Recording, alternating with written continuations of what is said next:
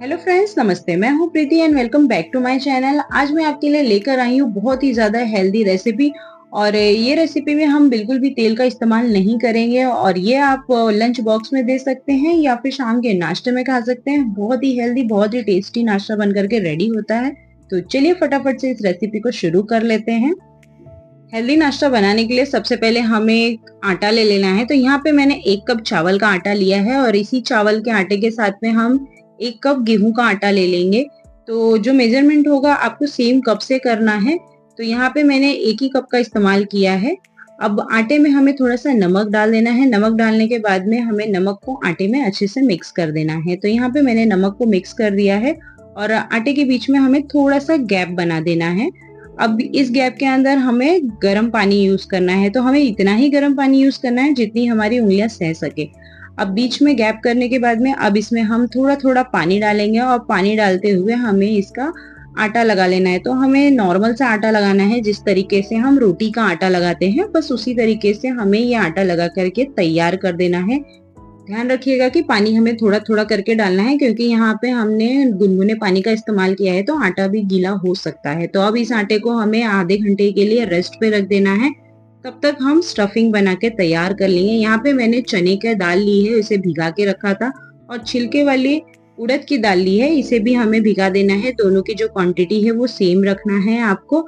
अब हमें क्या करना है, इसे ग्राइंड कर लेना है। तो चने के दाल और उड़द के दाल को हमें मिक्सर ग्राइंडर जार में ट्रांसफर कर देना है और इसे आप ओवरनाइट भिगा के रखिएगा तो इसका जो रिजल्ट है वो बहुत ही बढ़िया आता है। और अब इसी के साथ साथ हम उड़द का दाल भी मिक्स कर लेंगे। और उड़द के दाल के ऊपर जो छिलका है आप इसे भिगा के रखेंगे तो ये इजीली बहुत अच्छे से निकल जाता है। अगर आप 4-5 पानी से अच्छे से धोते हैं तो आराम से निकल जाता है। कुछ मसाले ऐड करेंगे। यहाँ पे मैंने 3 से 4 मिर्ची ली है और 10 से 12 लहसुन और हींग और आधा चम्मच जीरा लिया है। सारी चीजों को डाल देना है मिक्सर ग्राइंडर जार में। आधा चम्मच हमें हल्दी ऐड करना है और बिल्कुल भी पानी का इस्तेमाल नहीं करना है। बिना पानी डाले हमें इसे ग्राइंड कर लेना है।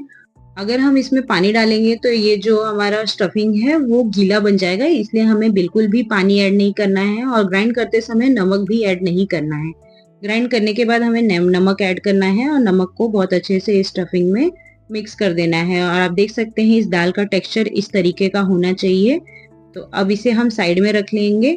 और अब लगभग आधा घंटा हो चुका है। अब आटे को हमें थोड़ा सा नीट कर लेना है और इसकी जो लोइयां हैं बना लेनी है। तो हमें बड़ी बड़ी रोटियां बनानी है। तो जिस तरीके से हम नॉर्मल रोटी बनाते हैं बस उसी तरीके से इसकी रोटी बना लेनी है। तो मैंने यहाँ पर एक बड़ी रोटी बना ली है। अब इस रोटी के ऊपर हमने जो दाल की स्टफिंग बनाई थी उसे रखना है। तो हमें इसको स्प्रेड कर देना है रोटी पे, पूरी तरह अच्छे से स्प्रेड कर देना है, इवनली स्प्रेड करना है अच्छे से। और दाल की जो स्टफिंग है हमें 1 या 2 चम्मच से ज्यादा नहीं डालना है। अगर हम दाल की स्टफिंग ज्यादा डाल देंगे तो ये हमें फोल्ड करने में थोड़ी सी प्रॉब्लम होगी, इसलिए हमें 1 से 2 चम्मच ही डालना है, इससे ज्यादा नहीं डालना है। तो ये आप देख सकते हैं यहाँ पे हमारी जो दाल की स्टफिंग है उसको मैंने रोटी के ऊपर बहुत अच्छे से स्प्रेड कर लिया है। अब इसे हम रोल करेंगे। रोल करने के लिए एक कोने से हमें धीरे धीरे इस तरीके से फोल्ड करना है और बहुत सावधानी से इसे इस तरीके से फोल्ड करना है, क्योंकि रोटी जो है वो हल्की सी नरम होगी, इसके लिए हमें इस तरीके से फोल्ड करना है। तो मैंने इस तरीके से एक रोटी को फोल्ड कर लिया है और आप देख सकते हैं यहाँ पर हमारा एक जो रोल है वो बन करके रेडी हो गया है। बस इसी तरीके से हमें जितने भी रोटी के लिए आटा लगा के रखा था, लोई बना के रखी थी, उसके रोल्स इस तरीके से रेडी कर लेना है।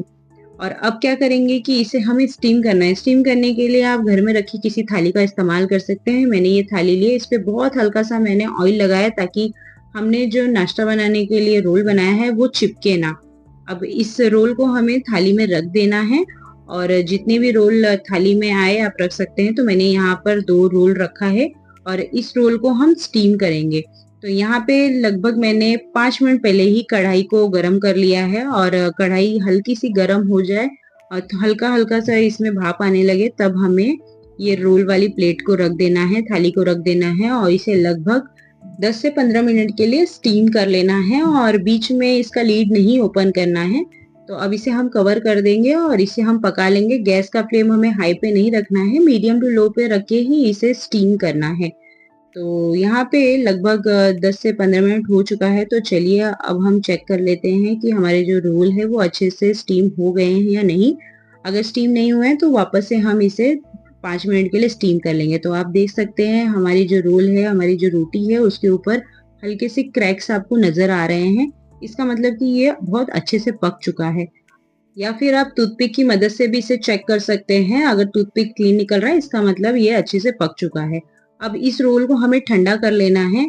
लगभग 5 मिनट के लिए इसे ठंडा कर लेंगे और जैसे ही ये अच्छे से ठंडा हो जाए इसे हम काट लेंगे। तो मैंने यहाँ पर एक रोल ले लिया है और इसे ना ही मोटा कट करना है, ना ही बहुत पतला काटना है, इसे मीडियम साइज में कट करना है।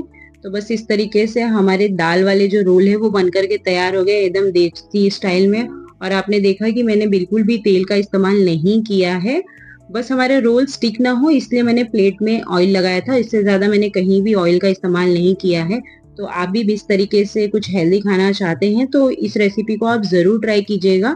और ये बहुत ही मज़े के बनते हैं, आपको इसे हरी चटनी या फिर लहसुन की चटनी के साथ खाइए, बहुत ही अच्छा लगता है। और अगर आप चाहते हैं तो इसे तड़का भी दे सकते हैं, तड़का देने के बाद ये और भी ज़्यादा टेस्टी बन जाता है। तो मैंने यहाँ पर एक कढ़ाई को गरम कर लिया है, कढ़ाई में लगभग 1 चम्मच तेल डाला है और तेल जैसे ही गरम हो जाए अब इसे हम तड़का दे देंगे। तो तड़का देने के लिए मैंने यहाँ पे ऐड किया है 1 चम्मच राई और राई जैसे ही क्रैकल होने लगे अब इसमें हम ऐड कर देंगे 1 चम्मच ज़ीरा और इसी के साथ-साथ इसे थोड़ा-सा स्पाइसी बनाने के लिए मैंने ऐड किया है 2 हरी मिर्ची और उसी के साथ-साथ करी पत्ता ऐड कर देंगे और हमने जो स्टीम किए हुए दाल के रोल्स है उसे हमें कढ़ाई में ऐड कर देना है और इसे तेल के साथ में लगभग 1 से 2 मिनट के लिए फ्राई कर लेना है।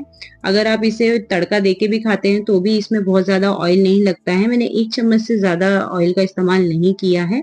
तो आप इसे बिना तड़का दिए भी खा सकते हैं या तड़का देके भी खाइए, ये दोनों तरीके से बहुत ही ज़्यादा टेस्टी लगता है। लास्ट में थोड़ा-सा इसके ऊपर तिल ऐड कर दीजिए। तो इस तरीके से हमारा बहुत ही सुपर हेल्दी नाश्ता बन कर के रेडी हो गया है। ये नाश्ता आप सुबह के ब्रेकफास्ट में या फिर बच्चों के लंच बॉक्स में दे सकते हैं, बहुत ही ज़्यादा अच्छा लगता है।